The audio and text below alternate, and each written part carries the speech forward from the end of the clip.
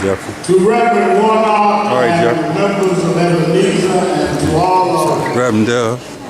our fellow freedom fighters. Let me say, several years ago, about 3 years ago, when Troy Davis' sister reached out to National Action Network and we got involved in this case, I said then what I say tonight. And that is that there are misnomers that the media keeps projecting.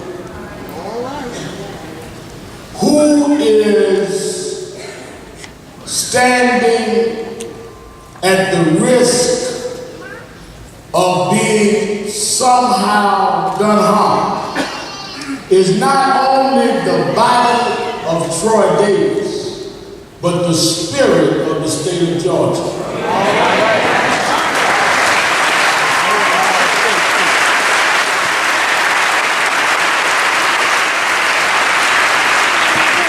If in a civilized world, in a nation that claims to stand for what's right, in 2011, you can put a man on death row with no DNA evidence, no physical evidence, can't bring the weapon that was used in the crime, and 7 of the 9 eyewitnesses recant, and you still act like there's something to decide. It's more you want to switch seats?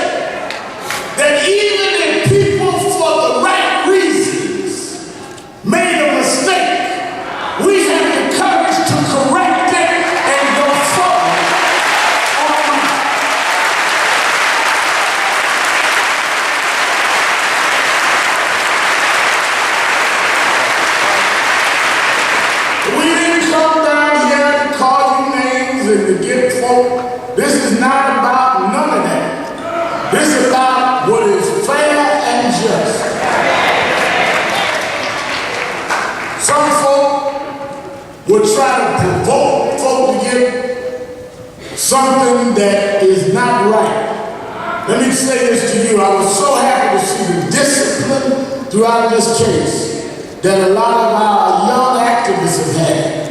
Because don't you know it's easy when you're not the one to act crazy. I remember I was on trial once, then lady come in the courtroom and cussed out the judge. I said, hold it a minute. When they call your name and number, you say whatever you want to say. As long as they call it my name, you sit down and act like I am.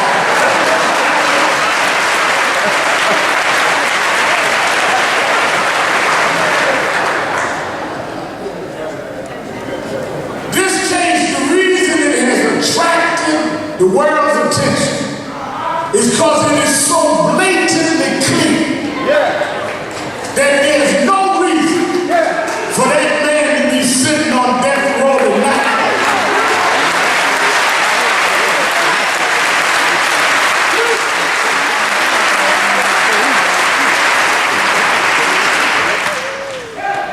People that are pro-death penalty have said this is wrong.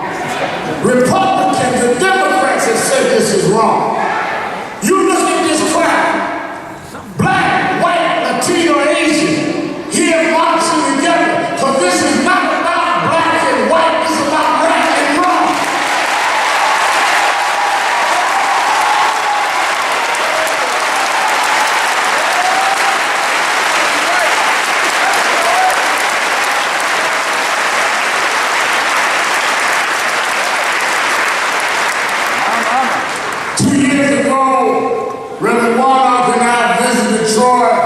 On death row. We sat and prayed with him and read the Bible with him. He was being scheduled for execution then. Went to Savannah, spoke one of the rallies. I remember how his mother and his sister, families just kept fighting. Amnesty International, standing up for him. Many from around the world then. The thing that I most remember though is that when we got to the jail, the day of his execution, I promised him and Reverend Warner promised him we'd be there all the way to the end. And it looked like that was what was going to happen. I got out the car and Warner was doing an interview. His mother and his sister were standing there. His mother had since deceased. His mother was on the cell phone outside the jail talking to him. And I never forget, she looked at me, then Gregory, and said, Reverend, she said, Troy has turned down his last deal. I said, what do you mean? She said, they come in to give him his last meal and he turned it down. She said, pray with him. We're about an hour and a half away from the time. She handed me the phone. I said, Troy, I'm here. And Warnock's here. We're all here. Your mama said, pray with you. She said, you turned down your last meal. He said, yeah, Reverend, because this is not going to be my last meal.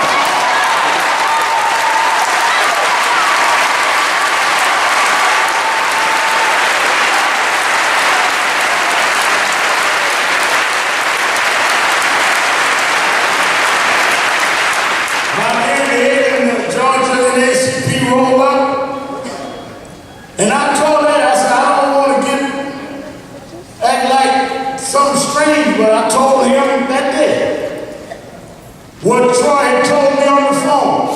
We went across and got in the courtyard and started holding hands and singing and started raising our voices. We got within an hour of the execution. And before a reporter could tell us the court had stopped, Troy's mother hunched me and said, look, and we looked at the hearse that had been brought in to bring him out, was leaving empty.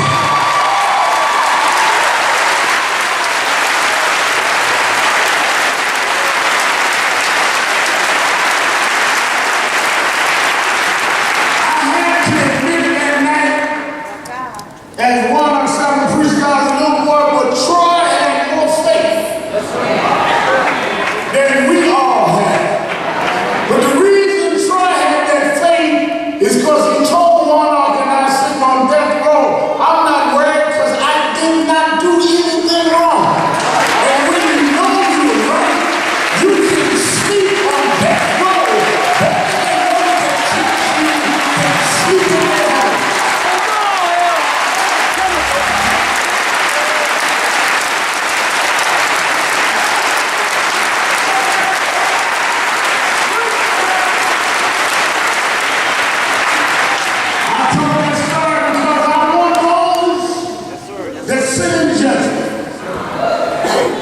To know